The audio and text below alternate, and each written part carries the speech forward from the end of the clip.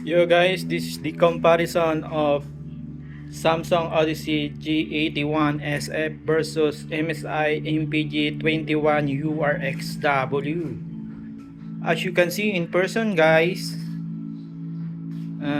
to me I can tell that G8 is more brighter, more alive color, but like this, you can see the glossiness, the advantage of the glossy.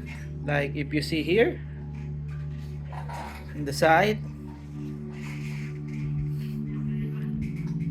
brighter on the G8. I believe that G8 guy is port gen OLED, and the MSI is third gen OLED. So as you can see guys, I can tell you that in person,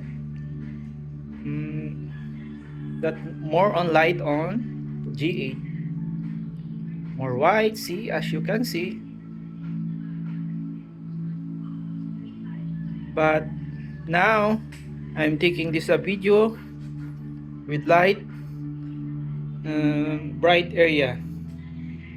So as you can see again, yeah,